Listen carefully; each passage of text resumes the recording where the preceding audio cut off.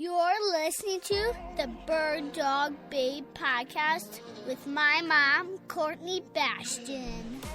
This podcast is brought to you by Purina Pro Plan, Boss Shot Shells, and Onyx Hunt. Who can say that they can get together with these people that they met on the internet and they had the time of their lives? And they didn't go to the beach. They didn't go rent a cabin, or they didn't go skiing. They went to Omaha, Nebraska at this convention. It wasn't anything extravagant.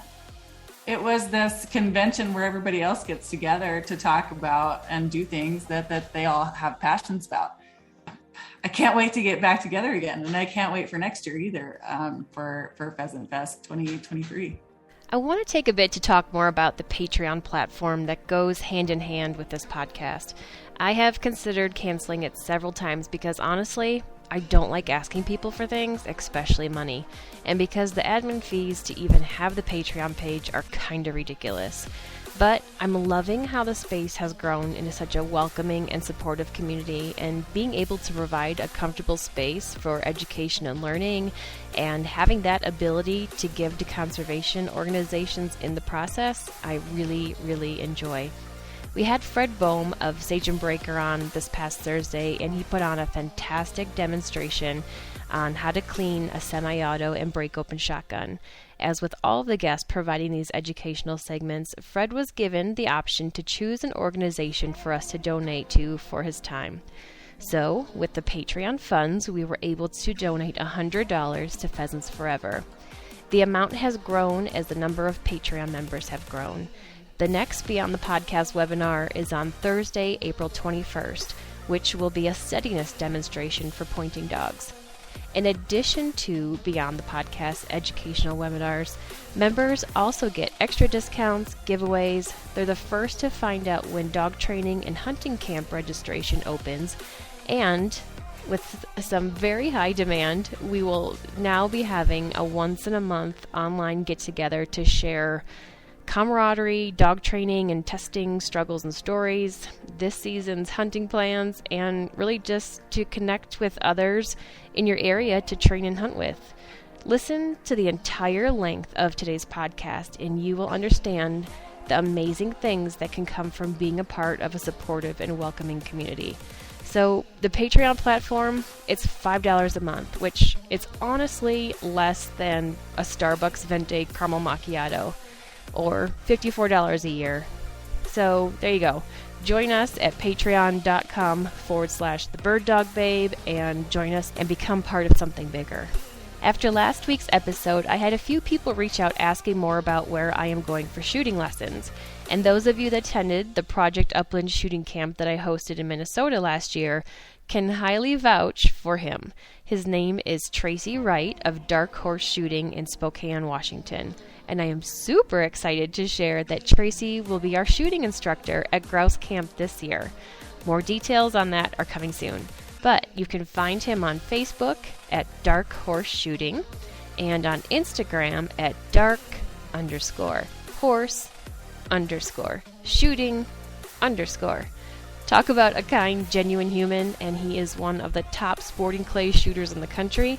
Yeah, that's why I drive 4 hours to Spokane to get lessons with him, and it's worth every single penny. Which brings me to one of my partners, Siren, Shotguns for Women. You deserve to feel comfortable and confident in the field. Get a shotgun that can provide that for you and fits you right out of the box. I'm a huge advocate for trying before you buy. So if you're planning to attend one of my hunting camps or the pointing dog training camp in Montana this summer, the folks at Siren are providing you the opportunity to try out several different shotguns. Go to sirenusa.com to check out their entire lineup and find an event or demo center near you to try some out. It's puppy season. Keep your puppy safe and secure during travel with a Dakota 283 kennel.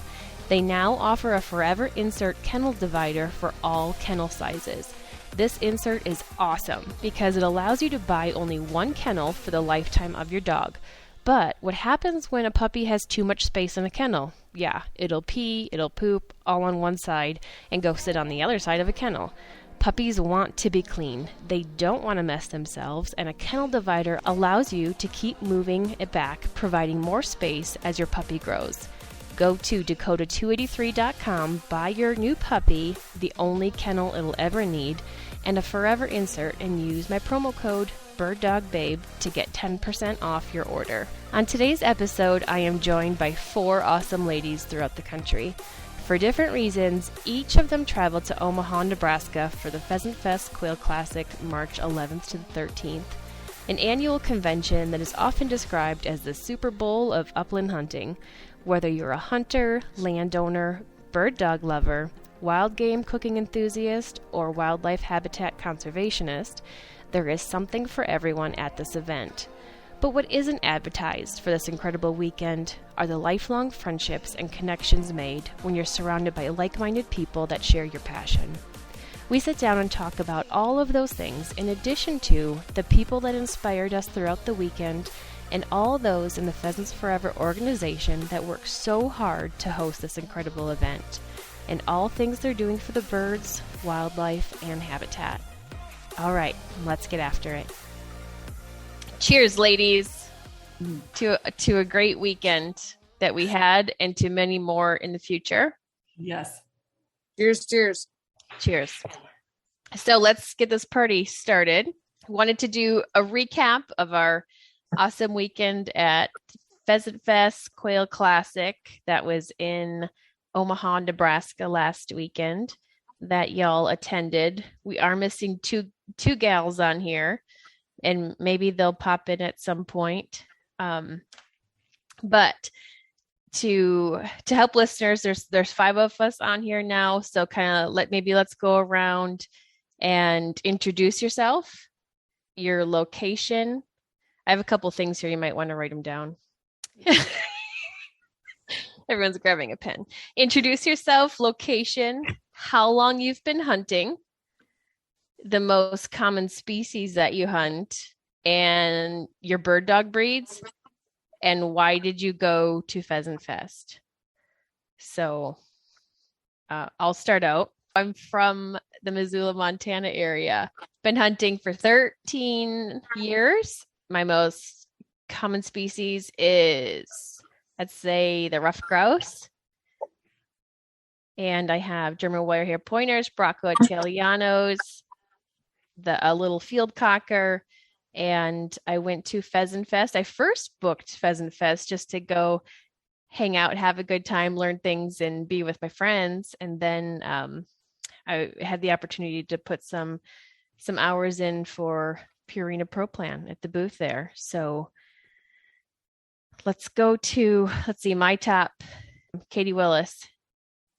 Hello, I'm Katie Willis. I'm coming to you live from Bend, Oregon.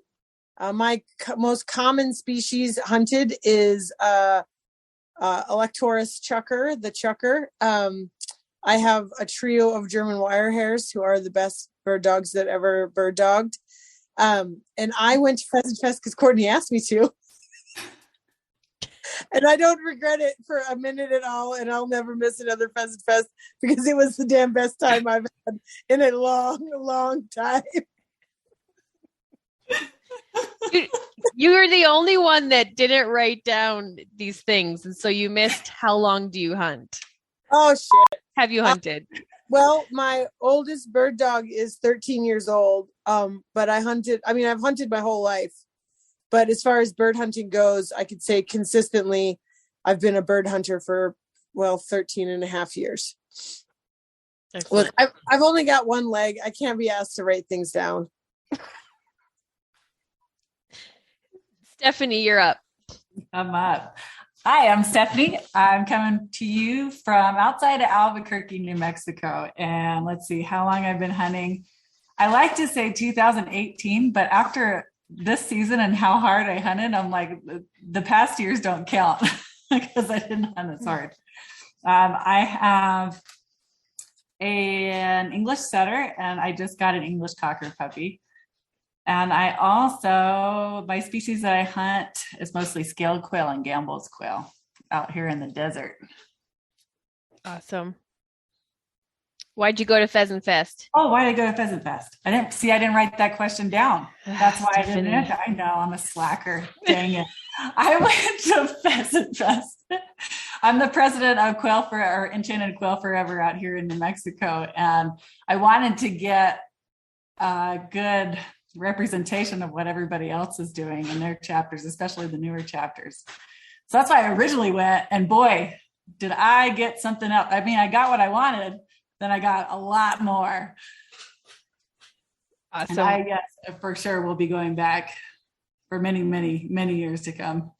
Well, I can't wait till we dig into that in a little bit here of what all you got out of it. Okay, Sam, you are up. All right. My name is Sam, and I am just outside of the Twin Cities in Minnesota.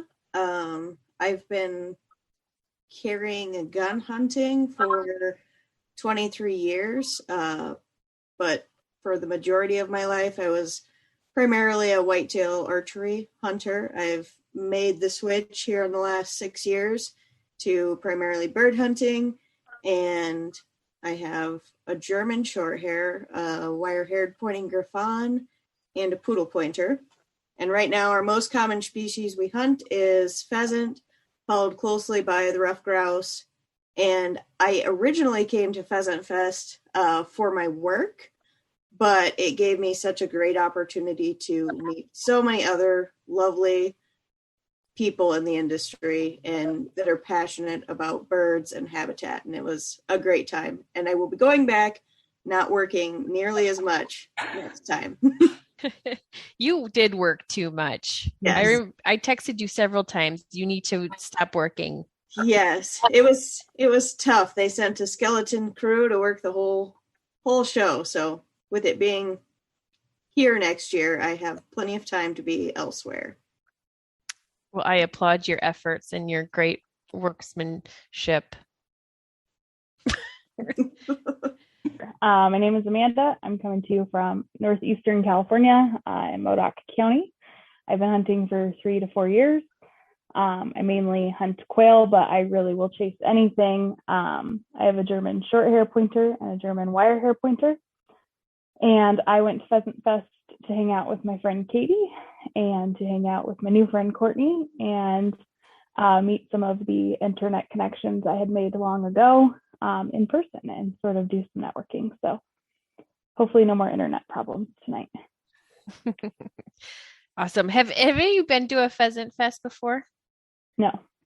No, that was my first. I went 2 years ago before the world shut down. Where was that one? It was in Minneapolis. Okay. And it was a lot of fun.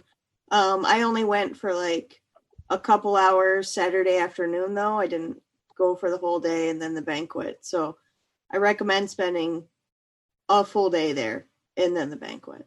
Mm-hmm. Yep. I had gone one time before. It was when it was in Chicago, Illinois. And it was the first year that they put on the Women on the Wing luncheon. It was very neat. And I'm glad that they're continuing on with that. Besides why you went, what were you guys most looking forward to? I mean, the camaraderie, like I was really excited about the Women on the Wings. This is Katie, I should say. I was really excited about the Women on the Wings. And then just once I committed to going and Amanda came along with me, and then, you know, the little shout outs on the old Instagram of like all of the different women that were going to be there. You know, I feel super fortunate in that my original hunting mentor was a woman. And so my original hunting and training was with a woman, and it was really great. But unfortunately, she passed away, and it was just really nice to get back with a crew of women. And that was super exciting to like get back, to just meet more women and think about all of the friendships that I've now made and all the more women that I have to be like, yeah. And then we're going to go to Nebraska and we're going to hunt there. And then we're going to go to South Dakota, and then we're going to go to Arizona, and then we're going to go to New Mexico, and then I'm going to go up to Minnesota, and like all of that just really, that really made it, man. The tribe of ladies that we put together and cruised around with all weekend was top notch. Mm-hmm. I couldn't agree more. I didn't know what to expect. I think I was a little nervous at first, and just because I could not picture this thing in my head. But I was really excited to talk to everybody, but you just never know how you're going to be received. And so that made me nervous. But then once I saw Katie on Friday mid-morning, and she went, and it was like everything just fell together. And once you walk into that place and you just start walking around to the different booths and even talking to the chapters around, especially there's a lot of South Dakota chapters around there, and they just welcome you with these like big open arms, and any question that you have, it's like they'll answer, and they answer it with such enthusiasm. It's just so incredible. Yeah. Yeah, I think it was really great. I went in hoping to meet some of you ladies face to face for the first time, not really knowing how great of a weekend it would end up being after meeting you. But I was also really stoked for some of the seminars that were happening. The Women on the Wing luncheon was something that I was really looking forward to, and I'm glad I could step away and attend that. That was pretty impactful. But I'd say overall, the camaraderie of all of you ladies meeting for the first time. I mean, everybody just clicked right away, and then everybody in the booths was the same way, like instant best friends. Nobody was really harsh or anything. Everybody's pretty welcoming. Hey, come hunt with me. I'd love to see you. It was just amazing.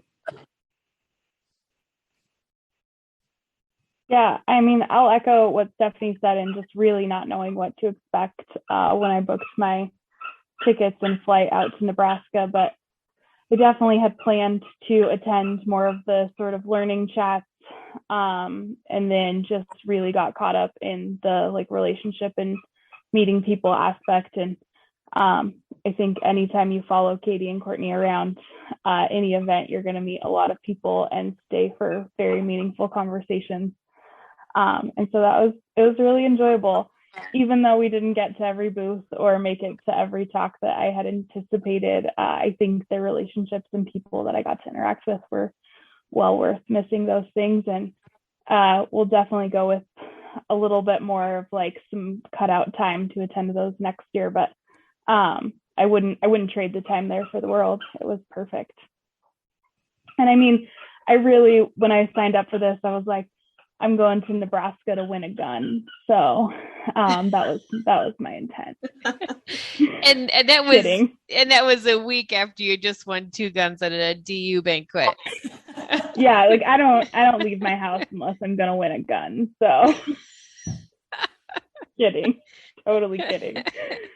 I'll make sure to have one ready for you in New Mexico when you come down here, okay? I'll be there for your banquet. You let me know when it is. Perfect. Happy to come win the gun. Okay.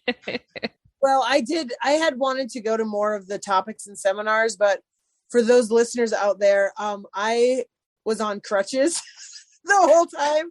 And so I was on crutches with a bum knee, and that definitely limited some of my mobility, and I'm going to blame that for not getting to more of the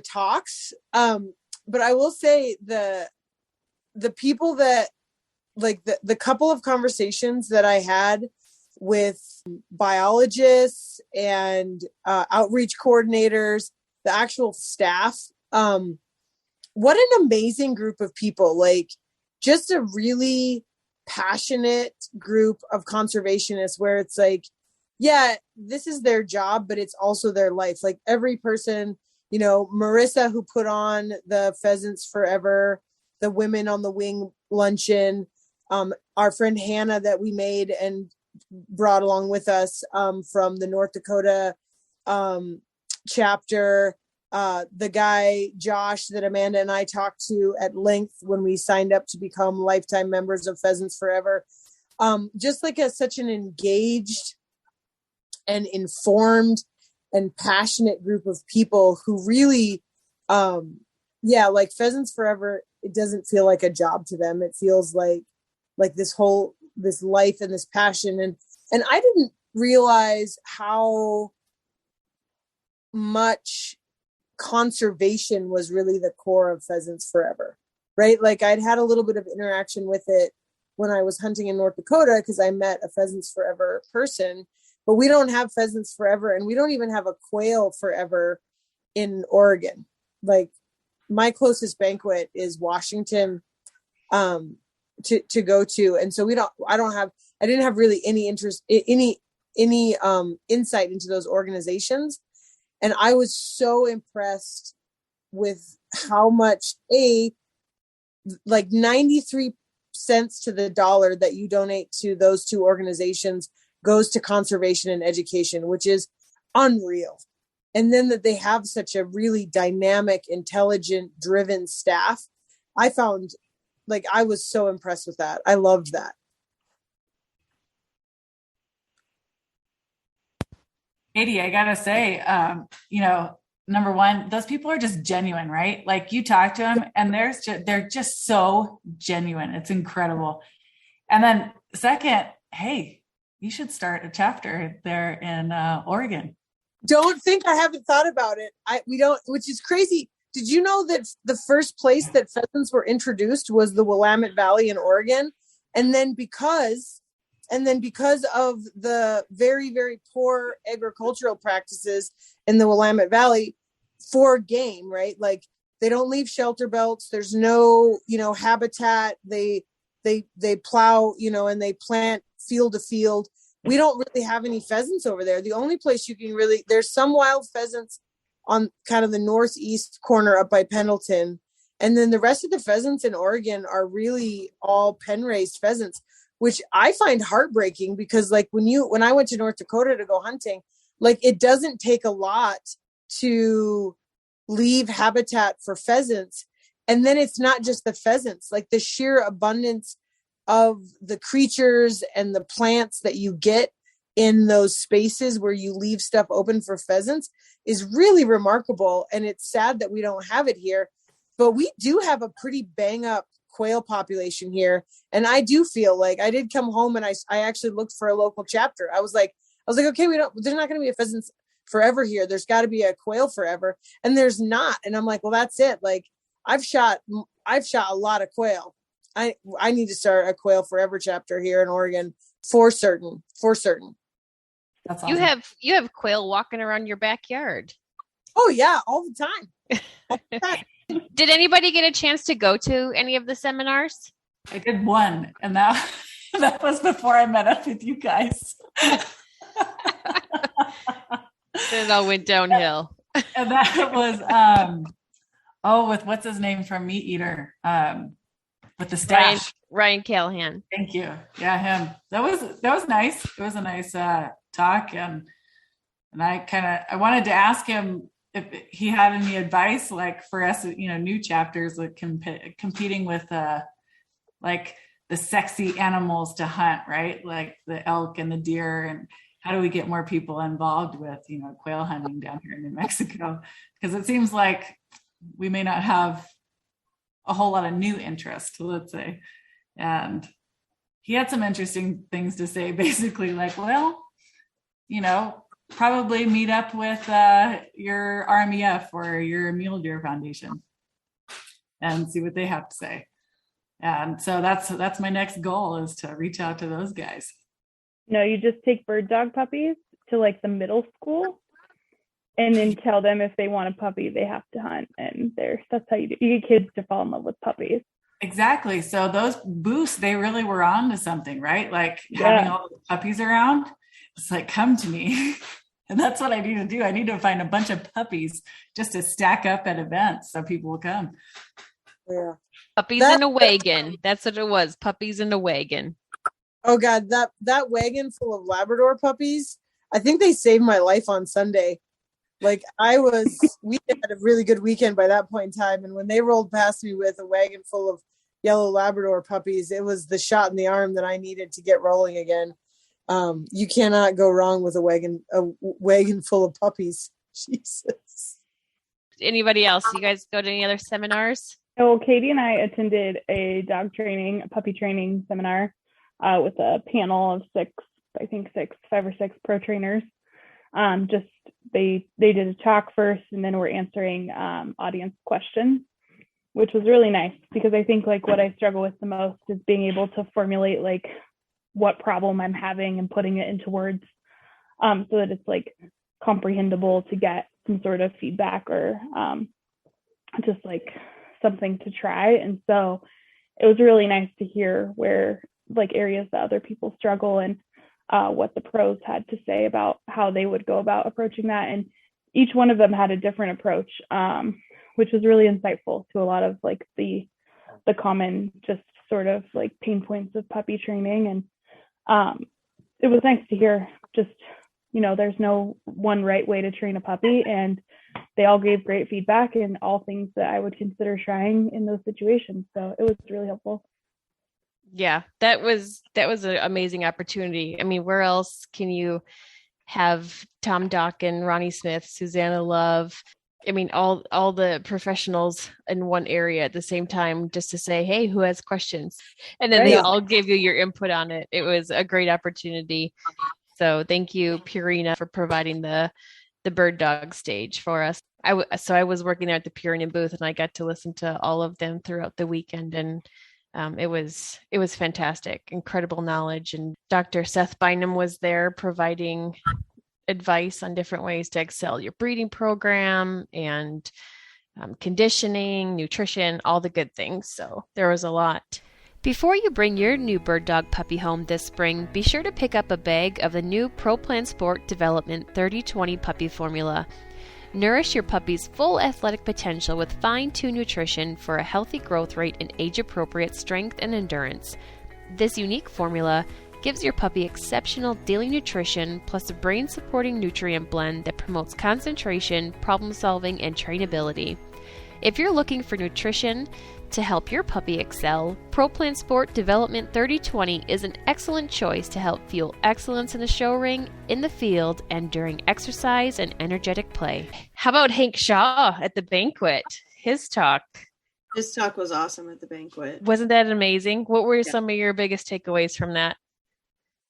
What I really found interesting is, so I went to the show with coworkers, and so I was sitting next to some coworkers, and I knew some of them didn't hunt. And so his talk was called Drumstick Diplomacy. And it really resonated with me because I've been that person to give some of my game away so I can continue to harvest my own. And then it often never crosses my mind to take that next step and say, hey, instead of me just giving this to you, do you want to come with me? And I had a coworker there that said, hey, I expect an invite next fall. And she had never shown any outward interest to coming hunting, but something about his speech really resonated with her as well. And I'm absolutely going to take her. I'm super excited for it. So in the end, just get as many people to fall in love with what we love about the outdoors and the pursuit of these beautiful birds as we can. There's more people that love it, the more people will try and keep it around. Yeah, Absolutely. What a great situation to happen there. And I think Hank Shaw has such a beautiful way of talking to everybody, right? To whether you're experienced, to whether you're new, you can just resonate with everyone. And I just find that like I can connect with him so much. And I feel like even somebody that doesn't hunt, I could see where they go, yeah, that's what I want to be a part of. Yeah. Yeah. And for some people, I think for several of us, maybe if not all of us, it was kind of the dogs that lured us in to this hunting and endeavor. But for others, it's the food and providing that for your family, for yourself. And I just love the perspective that he had with that, and having more considerations to the pursuit of the food, of it being for that purpose. So pretty cool. Yeah. Women on the Wing luncheon. Everybody here was there. so fun. Wasn't Wow. that great? Empowering. Yes. Oh my gosh. They just like, I thought that those two women that they had well, first off, Marissa was awesome. I thought she did a great job emceeing it. But then the two women that she came to speak were so interesting because they had such, like, I feel like I came into hunting through a very traditional pathway. Like, my parents hunt, right? They might not have been bird hunters, but, you know, I've been hunting my whole life. And so, like, I feel like that's sort of the traditional route, and that both of those women came from very non-traditional backgrounds. And, you know, the first woman, Alicia Harden, with the Nebraska Game and Parks, she was a Game and Parks Commission administrator. You know, she's not from a hunting family, but her family took her to all those state parks and like took her to the national parks.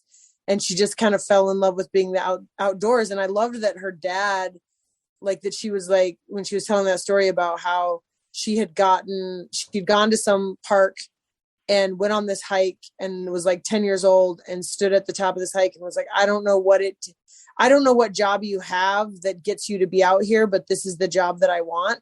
And that her dad went back to Omaha, where she was like born and raised, and started like calling around until he found somebody who had a job outside, and it was with the like wildlife commission. And then she started like volunteering, and she had this whole path to the uplands that was so non-traditional. And then I went and looked her up and was like reading about some of the other stuff she's done. And she was like in charge of, you know, big pheasant programs in Nebraska and done stuff like that. And I was like, wow, this is so cool that she did not grow up in a hunting family, and now she has a hunting family. Like, she's got a husband and a couple of kids, and they hunt. That's their jam, you know? And then the Dr. Shafali Mehta, I think is her last name. You know, first generation, American, totally non-hunting from Connecticut. And she's on the Pheasants Forever board. Like, amazing, like absolutely amazing and inspiring, and like such a great, you know, feel of like how she, you know, she's statistics, she's agriculture, she wants to create sustainable food pathways. She sees that, you know, protecting the environment and equity, that it's all related, and that she's, you know, the deputy undersecretary of research, education, and economics at the USDA. Like amazing speakers, and so inspiring. And like, I think it's just that thing of like, there's a lot of ways to get into this community. And I consistently am just so impressed with the people that are drawn to this world, and how much passion and love that they bring to this thing that I love. And it was so inspiring, like so inspiring and so cool.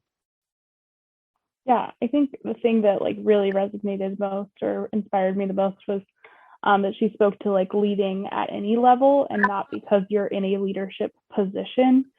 And that like really it is our responsibility as women in hunting and in conservation to really step into a leadership role, no matter what level we're at. And that like leadership is not a title. It is, you know, sort of like a frame of mind, and all of us have the ability to be a leader in this space.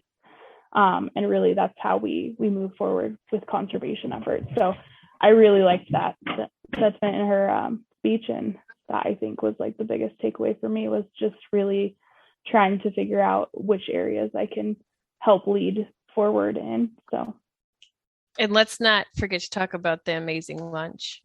The food was great. Oh my gosh, the bacon wrapped quail, and then we had the turkey noodle soup that Jenny, I'm going to butcher the last name, Nigan, provided recipe cards for everybody. So that's going to happen when that spring turkey comes. Oh man. And I don't remember what was in the lettuce wraps, but those were really good too. Those were pheasant, I think. I think so. I just didn't want to mess that up, but yeah, I think pheasant lettuce wraps, and those were good. at the end where like you see all the women leaders stand up too, no matter like, and it was a cool thing. Like, and I know, cause we're all in separate states, we're all far away. Right. And we connected, but it was so cool to go, oh, I'm not alone in this. Like look around the room. It was really cool. I like what Marissa did there too, where she said, if you're, and everybody stood up if they fit that role. And then at the end, it's like everybody comes together and it's like, we are all in this role together. We're here for very similar reasons and we can all make a difference for the same mission in the Upland. So it's all intertwined. And didn't you guys feel like just throughout the weekend, and this isn't something I guess thought was going to happen, but did happen, but it was like a sisterhood. I felt very much a sisterhood. I felt the relationships, I felt connections, and what we had going on throughout the weekend was just really awesome. A supportive group of women. There were definitely guys there that wanted to be very supportive as well. Everybody wanted to hold Katie's beer. I mean, Josh was very supportive in getting Katie and I to sign up for lifetime memberships. And yes. Sam, I mean, like he supported the heck out of our decision to do that. I feel like, like it felt like we tribed up, right? Like that we just like the sisterhood, like you were saying. And what I found really interesting about that was we collected, like I feel like there was a group of ladies that all knew each other on Instagram, like this little quintet that we have here that kind of all knew each other from Instagram beforehand. And then we were having such a beautiful time, and like that we collected unto ourselves quite the swath of humans, other women, men that wanted to, like that's that whole thing. And I think that this is this leadership piece, right? Where if you're passionate and you're driven and you're happy and you're having a good time, that people are drawn to that and they're like, hey, what is that? Like, hey, what is that? What is it that you're doing? And can I be part of it? And I think that speaks to that leadership piece of just being like, yeah, get out there, find your sisterhood, find your tribe, get your people together. And then if you're passionate and like you will attract more passionate people to you. And yeah, we met some, both men and women, some really just phenomenal human beings this weekend. And like passionate on so many levels. Like I love meeting Lee and Luke from Boss Shot Shells, and what they're trying to accomplish and how much they care not only about the sanctity of the game that they're pursuing and how they're trying to create a pellet that kills, as well as create a clean environmental impact. I hope those of you that attended Pheasant Fest had a chance to stop over at the Boss Shot Shells booth and chat with Lee and his son Luke. Great guys, the best shotgun shells, and huge advocates for conservation. People that are passionate about what they do and doing good things for the birds, lands, and humans, those are my kind of people. Join me and many others that have gone 100% lead-free. Become a member at sportingleadfree.com and stock up on your Boss Shot Shells before season starts at bosshotshells.com. Is everybody on this phone call, on this talk now, have a Final Rise vest? Either have it in possession or getting it built for them. Like, like, oh my God, right? Like all of us got those, right? And damn you, Amanda. Yeah, like influencer there, drug her over to the booth. I told myself I wasn't going to buy a vest while I was there either. I mean, Fortunately, it's like the best vest on the market. But even if it wasn't, I would still buy a vest from them because they're the best damn humans. I know, like possibly you don't even have to want a hunting vest.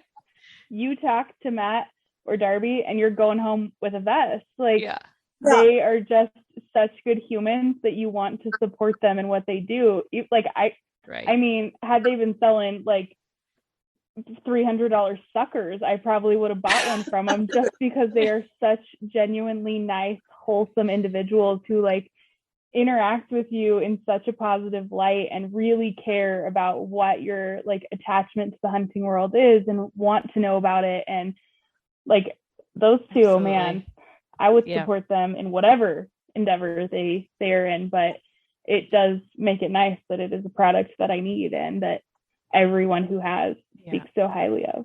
And they're plugging away, sewing those vests up right there at their house. And and Alan and Derek that were there helping them, also grade A humans. Oh yeah, just some I mean, like it was.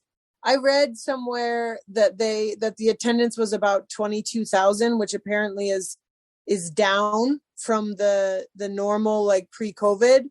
But like just so many people, and then just a lot of really conscientious dog breeders, like the couple of places that I stopped and like picked up puppies and held puppies, of like dog breeders that are committed to it. Like it was just a convention center full of really, really committed people. And it was just, it was amazing. It was amazing. Passionate, committed people. I gotta say, Katie, I was really impressed that you pointed me out in the crowd and was like, "Hey, Stephanie," because we never met in person, and here, like, you just, "Hey," and there was a bunch of people walking by, and I was like, "Holy crap!" Like, there she is, and Stephanie, you are a statuesque 6 foot tall blonde. I could fucking pick you out of anything. Y'all didn't know that at first, right? Like, I remember like Courtney going, "God, Stephanie, you didn't tell us you were so tall." Like, it'd be like if Charlize Theron walked by. I'd be like, "Yep, there she is." But I just want to say, like, as an adult, I feel like it is so hard to make new friends, right? And if you have kids or boyfriends, it's just hard because you don't know how people are going to connect. And it's so rare to, I think, that you find these, of course, ladies that all they want to do is talk about bird dogs, or they want to talk about guns, or they want to talk about being out in the woods or peeing in the woods or hunting or whatever. And God, we just all got together and it was like, boom, best friends. Like, how rare is that? As much as I love Quail Forever and Pheasants Forever, and I want to thank them for that, actually, for the friendship that I just made out of anything, because I think it's so rare. And I think, we would have been Instagram friends, but to come together, like, and be in person together, incredible. Yeah, my coworkers had no idea that we had never met before, because they're like, "Oh, you've known those women forever." And I was like, "No, I met them on Instagram and we're just meeting for the first time." They thought it was really weird. And then the more you guys like came around and they saw you, they're like, "They're really awesome. Like, this is a good group of women." So yeah. And I don't think that I ever once over the weekend felt like you were Instagram friends. Like, you felt like my high school besties cheering each other on, like it never once felt weird or awkward, or like, that we didn't. I mean, I think Sam and I, or not Sam, Stephanie and I just like 2 nights ago exchanged what we do for a living. And so like that is the level of life sort of conversations that we have not had. And to feel like I left there with a big group of best friends and spent the weekend hanging out with best friends that I met 5 minutes before I felt that way about them. So it was great. One of my favorite features with OnX Maps is using the waypoints. They tell me so much about what I'm looking for, what I've found, and where I've been. When I'm e-scouting, I use black waypoints, which means it looks like there's some potential for good habitat to hold birds, and I'd like to check it out, but haven't been there yet, and I mark it with the bird icon of the designated species I hope to find there. Once I actually get to that area, I update it to purple if I do find birds. Go to onxmaps.com and find out more about all the features that OnX has to offer to accelerate your hunt. And best friends that kept me up until 4:30 a.m. in the morning, and I haven't done that since college. Those kind of best friends. Was it 4:30 or 5, Courtney? Because I was really counting down the minutes to the hot tub opening and was so disappointed the two of you did not partake in that.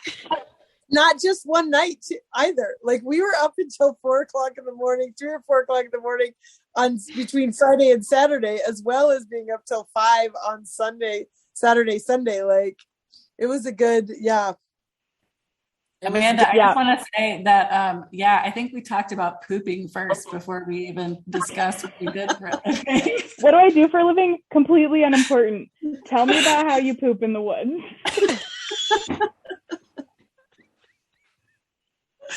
That's the level we're on, besties. Exactly. Go straight for the personal stuff. Because why not? Yeah. Why not? Yeah. Let's talk about how, like, maybe the time change really affected us and our lack of sleep. Oh my gosh. Was it the time change? Because I don't know that I even observed the time change. I will say that this week at work, a lot of my coworkers commented like, "Oh, you really seem pretty exhausted this week." And I'm like, the dang time change is getting to me, not the fact that I had 6 total hours of sleep this weekend. Oh, I took an extra day. I took Monday off. I called in and I'm like, oh I can't. That was smart. That was super smart. For the record, we were very well-behaved women through the weekend. We just stayed up very late, having fun, talking. Mostly laughing. Lots of laughing. Getting noise complaints in the hotel from laughing too hard. I mean, Courtney explaining to them that we needed to laugh hard was even better. I think Katie and Courtney's duo on the podcast mics that were packed and unpacked, prepared for a podcast that never happened, but never reenacting the days of Vince via unplugged podcast mics. My stomach still hurts from laughing all weekend. It was incredible. And I came home with no voice because I had to Oprah hand out a table full of guns. So let's talk about the guns. Let's talk about the guns. I lost my voice too. There were 180 tables at the banquet. I think there were 180. Let's just go with it. It's pretty close. And there were 10 chairs at each of those tables. So do the math, right? And in this raffle, it was a table raffle. Amanda, you tell the details because you were in charge. You were the boss lady. Well, I mean, actually, I think Stephanie should probably tell it because I'm still downstairs in the hall trying to convince Katie to stop talking to everyone and pour out her beer that we cannot take outside of the showroom floor. And Stephanie sends me a text that says, "Do you want in on the table raffle?" And I'm like, I don't know. I spent literally $1,000 on raffle tickets last night. I don't know if I'm prepared for this. Can you wait till we get up there? And we get up to this table that is 8 of us from our group and 2 gentlemen that just happened to sit at this table that we needed to steal from them the rest of the seating. And there's a book with all of the live auction items. And in the very beginning of this book, it says, if you would like to get in on this table raffle, there are 2 opportunities to win. The first opportunity is for everyone at your table to go home with a gun, so 10 total guns. And the second opportunity is the chance at 10 $100 Shields gift cards. And this raffle is sponsored by Shields, and it is Shields Table Raffle, and it is $200. And if you're Stephanie, you've already done the math and confirmed that is $20 a person. And do we all want in? Because if not, she needs to recalculate. And I'm like, $20, simple enough. Please take my money. It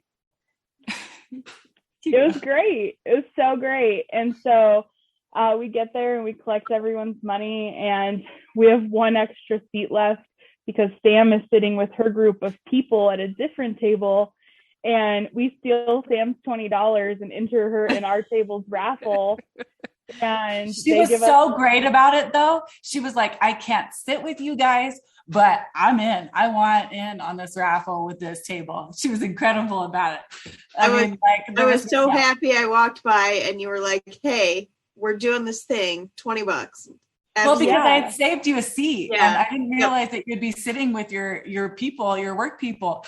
And I was like, oh yeah, well, I kind of thought you would like get in our raffle with us. No worries. Here's my money. Yeah, and she was like, oh yeah, here's my $20. And I was like, yes. Take my money. So we have 2 or 3 people at our table that are just like, oh, we have no expectations for this. Like, we don't win anything. The 2 gentlemen that are sitting there, I'm like, you guys, we're going to win this table full of guns. Like, I won 2 guns just 2 weeks ago at the Ducks Unlimited banquet. Like, we're winning this guns. Like, I am 1000% confident. And, like maybe a little bit arrogant in my like need to express how lucky I am. And so they literally like bring the ticket over to the table, and the gentlemen are like, no one touches the ticket except her. And so I like touch the ticket and tuck it in our table number. And we get to the end of the night after tons of great prizes, tons of good raffle stuff.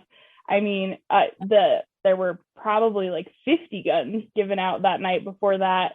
In different various raffles and auctions and other great prizes from all kinds of cool sponsors. And, they go to call out this table full of guns ticket. And I'm like, where's our ticket? Like, we're winning this. We're doing this. And they're reading out the ticket. I already had given up after the first number because they read off 3 first. I knew our number was 770. Yeah. But they yell out 3 first. And I go, oh. Yeah, 339770. No, those are the first numbers, and she's like, like looking at it. Yeah, and so they get through our number, and like the amount of prizes that had been given out that night, like the level of enthusiasm for an individual to get a prize was just like, it was nowhere near the level of excitement that came from 10 people who won a gun, like who each won a gun. And our table erupts, and Courtney is halfway across the banquet hall at her work table, and she comes running through the banquet hall, and Sam is jumping up, and it is just pure noise, and everyone is excited, and they're just like trying to wrap up the night and give away the $100 gift cards, and we cannot be tamed. Like, it's just too much. It was so much excitement. And then the poor Pheasants Forever guy like comes over and he's like, hey, I need one of you, like pick one of you to come get these certificates. And I'm like, I'm going. Like, I was the only one who believed in us. I'm going to get these certificates.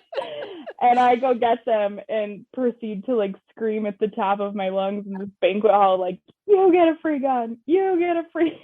And they're just like, all right, ladies and gentlemen, like, have a good night. And we're just like, no, the party does not stop. We were the last ones to leave the banquet hall. We were the last ones. Courtney, I will never forget your face, just like running across the room. And I knew the number. I knew the 770 as well. So you're right. She like jumps in my arms. She's got a drink and still falls down the back of my butt. I'm so sorry about that. I didn't mean to spill my drink on you. It made the whole thing. Like, it was perfect. It just showed the level of enthusiasm. It was awesome. My coworkers at Purina, I was sitting at their table, so it was right in the middle of the room, and I had remembered the number. So as soon as I heard it, I jumped up and I ran over by you. And they told me the next day, they're like, you looked like the crazy lady in The Price is Right that got people that come down and play. You did. That is so spot on. I'm okay with that. The image of Courtney running through it was pretty quiet. Like, it was the last prize of the night. I think people had a great weekend. People were tired. Everyone's sitting, the Friday night, there were like high top tables. There were more people milling around. But it's like a banquet, right? Like they'd had presenters, they'd had like a talk, like it was a seated steak dinner that we'd had. People were sitting there. They were in their suits and ties.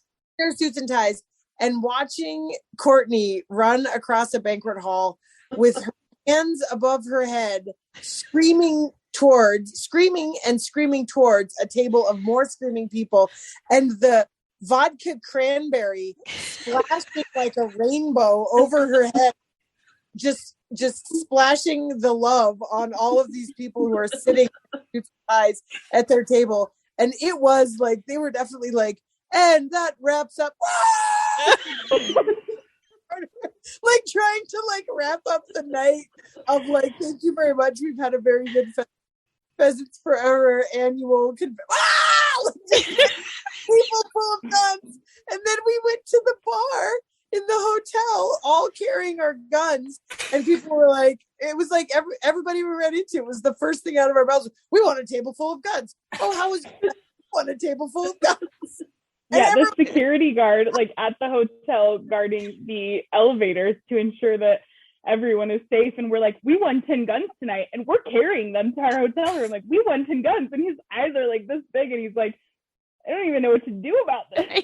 Like, yeah, but where's your room key? Where's your room key? I felt like, so bad. I did. I don't know who was walking with me, but they scolded me because I walked up to him like, sir, I'm sorry. I'm bringing a gun into your hotel.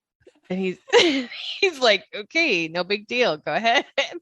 And then the concert that it just released for, I don't remember who it was, but Tool. For Tool. Yeah, for Tool. Tool. So this like Tool concert releases, and these people have no idea that Pheasants Forever is going on, and we are screaming like, we won 10 guns, and they're like packing out these huge boxes, and they're just like, cool, yeah, that's nice. Like, you can get in your own elevator.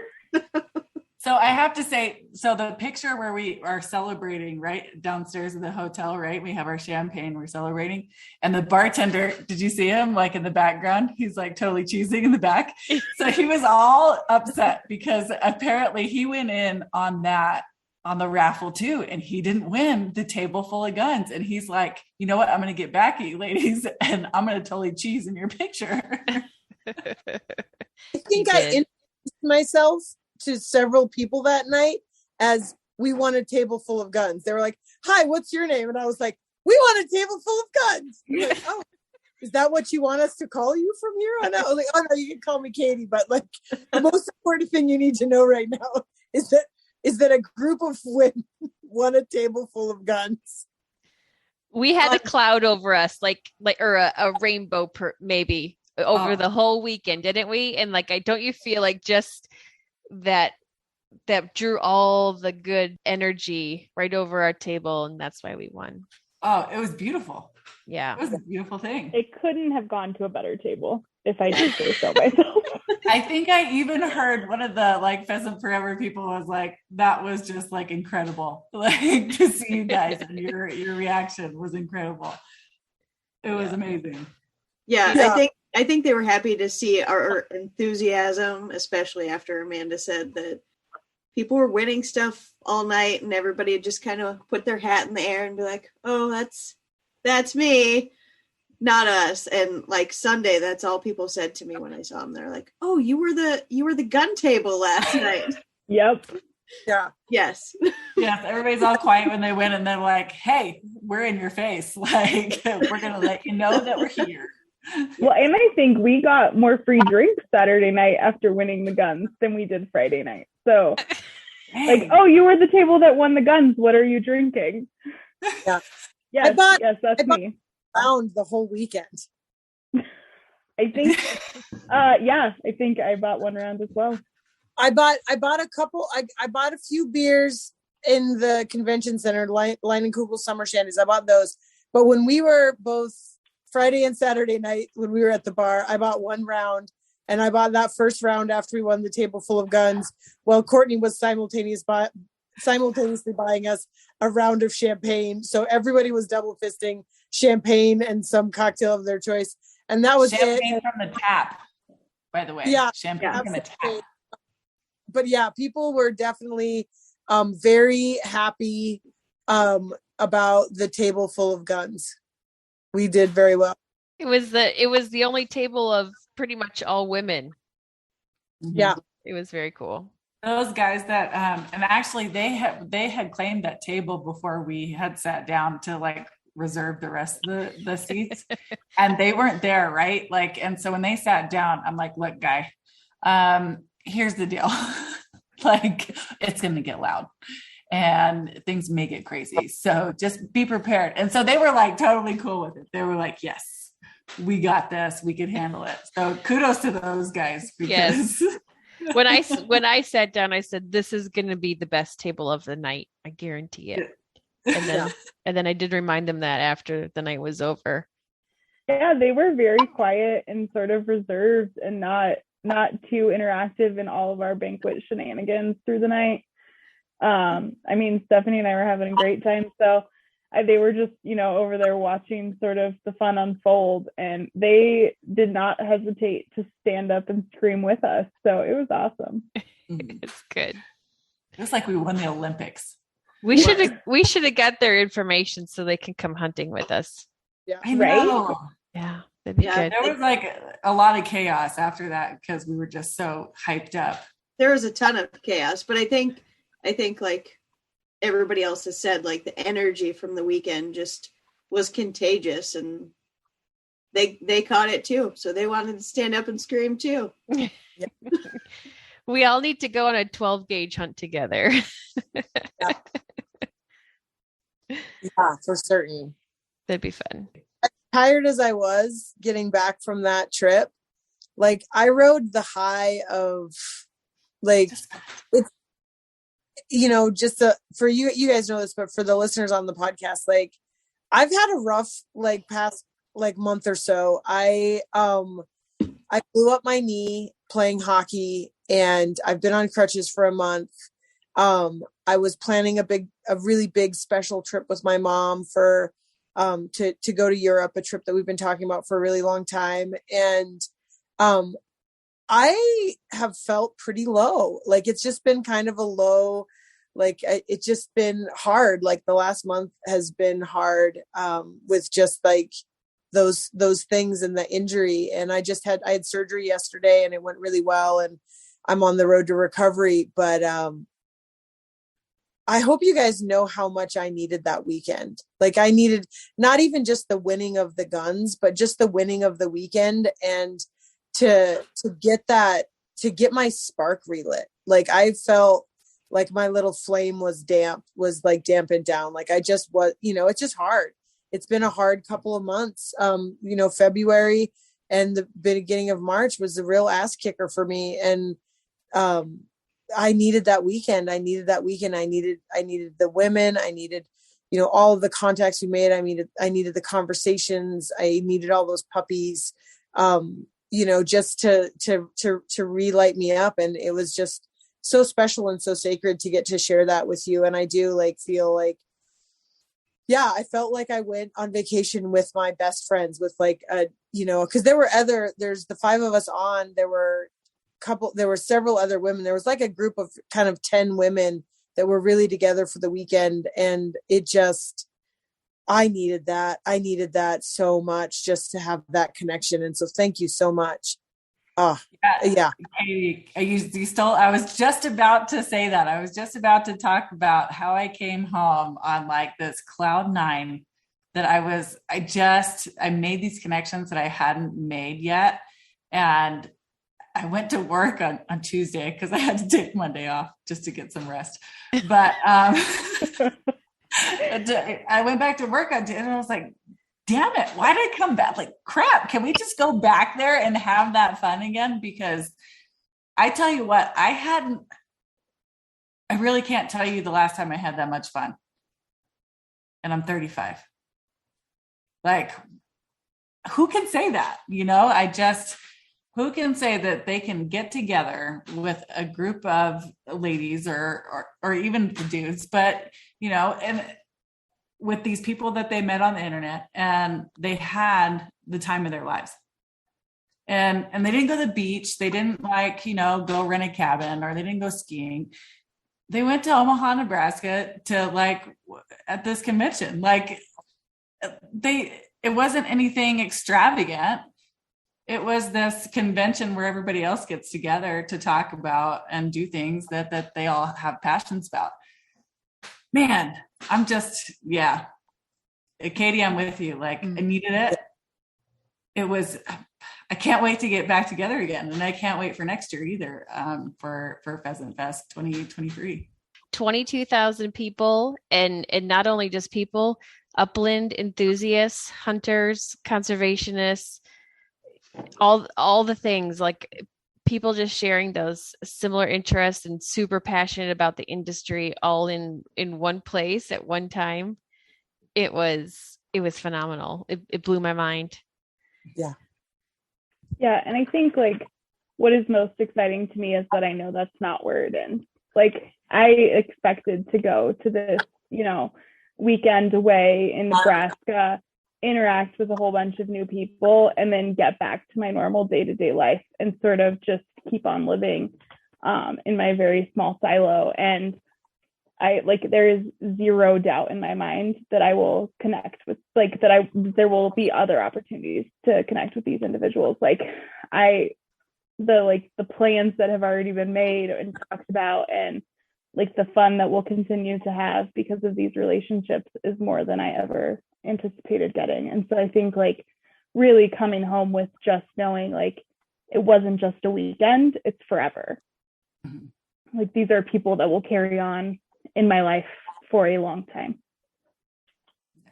Yeah, I can't echo what all of you have said enough. I mean, I've been to some other conventions and things, and it's rejuvenating to go and be around people that are passionate about the same thing. But this Pheasant Fest this year was just something on a completely different level. Being able to spend it with fellow women specifically, that, like you guys said, we came together and it was like we had known each other forever, and nobody would have guessed anything otherwise. Like I didn't know how much I also needed that. But I feel just still refreshed and kind of floaty, happy on cloud nine, if you will, from that whole weekend. It was great. Yeah. And like Amanda, I think we've been kind of hunting the similar amount of time, and I don't know about you, but I felt so alone for so long because I've had to, trek through quite a bit, by myself. And I know I've gotten cheers from you guys when I got my first quail and in December, and to meet up with you guys, it was like, man, and I really there's something about that, just getting together and not feeling alone in this journey. It's just, man, it's a feeling I can't even describe. And like the ability to just naturally fit in with a group of women. The women's camaraderie.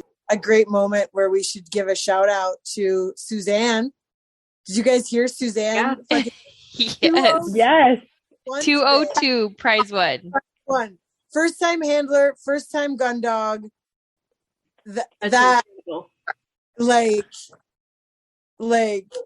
Oh my Huge. God. Super awesome. You won't find a more dedicated person, hardworking person, and just goal oriented. That girl wanted that UT1 for a long time, and she gave it. This was her first chance at it, and she nailed it with a 202. It's super impressive. Yeah. Super inspiring. Yeah. Just like being able to fit in with this group of women that were there, but also then learning like how to be more welcoming to other women, and letting the circle grow, and just really inviting people to be a part of this, because like I never expected to be welcomed with such open arms into this group of women. And like even in like hunting here in my own hometown, like it is very hard to build hunting relationships and get people who, have done this for a long time to invite you into their circle. And there was no hesitancy in this group of people. And so like, I want to ensure that I pass that on. And so like, if you are listening to this and you were not there or have not connected with us on Instagram, like join us, be a part of this, because it's something awesome. And like none of us are going to do anything to sort of prevent you from joining. Like we're here for you as much as we are here for each other. Yeah. And Amanda and I can talk to you about how to poop in the woods. Yeah. Yeah. I'll tell you my shiwi stories. I love to tell everyone about my shiwi. Happy to tell you about that. You'll learn more about me in my hunting adventures than you will my normal life before we move into that step. But yeah, it's just like the welcomingness.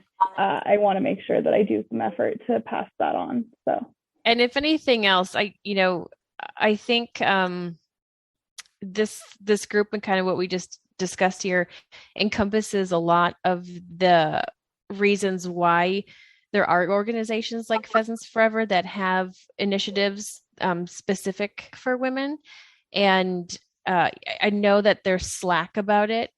Even when I held the women's grouse camp last year, I got some of it of, well, I really want to learn all that stuff too. And I'm a male, and so why can't I go and do that? And there's reasons for it. It's a different experience. And I don't know that I can explain it any better than what has already been explained here tonight, where there's just a feeling, an automatic feeling of not feeling welcomed in other situations, and then having that welcoming feeling with a group of women that just are standing there with arms wide open, whether you can see it or not, they are. And this community of women who support women is really phenomenal, and I love it. And it's not bullshit, right? Like we're not bullshit, like legitimately. And that's what I get worried about, I guess, sometimes in this, is that some of it maybe like, oh yeah, they'll welcome you or they'll cheer you on, and it's not legitimate. And this was completely 100% genuine. And I think Amanda made a post about it later on about the genuine women, and that's what it was. It was, and that's so important to me, is to be yourself and to be true to yourself. And Courtney, I think, when you talk about, men going, well, I want to be a part of that too. We got to be ourselves, and we got to, just like the men's got to be themselves, right? Like, sorry about it. There are things that we got to do too. And no, maybe you can't. So it's an experience that I will certainly treasure for a very, very long time, and friendships that I'll treasure forever. Yes, I would say to any gentleman that wanted to join the club, like take this as your inspiration to start a movement on the man side. Like, be the person you want to be. Like, start this and build this and become this for the gentleman in your life, because that's really what this is about. This is not about excluding someone based off of if you are male or female. It's about being what you want out of this life. And so, like, if you feel like you're missing an opportunity, create that and be that for the men that don't have it as well. Mm-hmm. Dang, Amanda's good with her words, ain't she? Yeah. Very good. It's all the cider, ladies. All the cider. Well, I think just like an overall authenticity to the whole weekend, and like an authenticity to each of the people that showed up. And that's the draw, right? And like, I find it funny, like Amanda and another friend of ours, female friend of ours, planned a hunting trip, and I invited a man to come along, and he was like, oh, on your girls' hunting trip. And I was like, no, it's just a hunting trip, right? We're going hunting. It's just a hunting trip. It's not a women's hunting trip. It's not a girls' hunting trip any more than when you go out with your bros, it's not a men's hunting trip. It's just a hunting trip. And I think it's that thing of like, there are certain spaces where, like what really made the weekend was the authenticity. And what allowed the authenticity was the fact that we were all sharing a very similar experience, that some of which was based on gender. But what I'm for our authentic relationships with anybody in the world. And it's a lot easier, I think, for women in a primarily male dominated space to live those authentic relationships when it's women, right? Because there's not some of the other insecurities and hangups that you can get sometimes when you're a woman in a primarily male occupied space. And so I would say that to any gentleman that is like, hey, wait a minute, I want to come on those things and I want to be part of that. Well, then what are you doing to foster an incredibly authentic relationship and be authentically you and accept people for who their authentic selves are? Because that's what really makes it special. And yes, I am so excited for the day where we all hunt and live and exist together on like a complete even playing field. And there aren't any of those sort of little hangups. But what you have to know, fellas, is that until that exists, we're going to have these women's carve outs so that we can live our authentic experience and get to exist there and have these relationships. Because that's really what it is, right? It's just beautiful when you can show up exactly who you are and you're not trying to cover something or, trying to be something different to try to fit in somewhere. I'll be honest, like when I got into this, it was like, I didn't believe in that, right? Like that you needed those women relationships for it to be helpful, I guess. And man, have I made like a 180 here. It's when you can find women that support you and just help you along the way and pump you up. Damn, it can make you for sure. Make your hunting experience. Yeah. And I've been in toxic relationships with women and with ones that are very, very competitive, will take you down in a heartbeat. And, if it comes to something, and so it doesn't just speak to, this was a group of women, right? This was a group of fantastic, authentic, unapologetic women that happened to be in the same place at the same time. And it was just great. It was a fantastic experience, and I appreciate all of you. Yes, and I think that was a beautiful thing about the Pheasants Forever and Quail Forever organization is it has a lot to do with authentic people. You hit the nail on the head there, Courtney. Y'all are the nails on my head.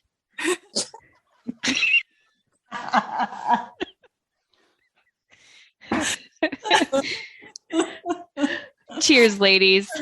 Cheers. All right, next year, February 17th to the 19th, 2023 in Minneapolis, Minnesota. Take the Monday after off. Dun, dun, dun. And arrive on Thursday for the Bird Dog Parade. I cannot believe that we A, haven't talked about the Bird Dog Parade, and B, that we all missed the Bird Dog Parade. So if you're listening to this and you're like, oh yeah, that sounds like a great time, I'm going to make sure that I go to Pheasants Forever, Pheasant Fest, Quail Forever, Banquet, blah, blah, blah, blah, blah. A, book all the banquets. Make sure you register for the Women on the Wings early because it sells out every year. But noon on Friday, there is a damn bird dog parade, and they bring all of the different bird dogs up, and somebody gets to stand up there and talk about their very special Boykin Spaniel and what makes a Boykin and all that sort of stuff. And we missed it, and I'm heartbroken, and that will never happen again. And so don't make the same mistake we made and miss the damn bird dog parade. So I got to know, when are we all going to be able to get together again? Before Girls Camp. Girls Camp. Girls Camp. Oh, there is, and I don't know if this is of interest to you, but June 17th to the 19th, we are having an all women's NAVDA training camp. And that's going to be a really, really, really good time. Where's that? How long? Where? So it's going to be in Montana. So it's going to be like if you fly, you'd fly into Missoula, but and I think I'm gonna have two different options. So it's gonna be with a dog and without a dog. So, but yeah, and we're gonna have the clay thrower there, so some shooting stuff, cleaning birds. Friday, Saturday, Sunday? Friday, Saturday, Sunday.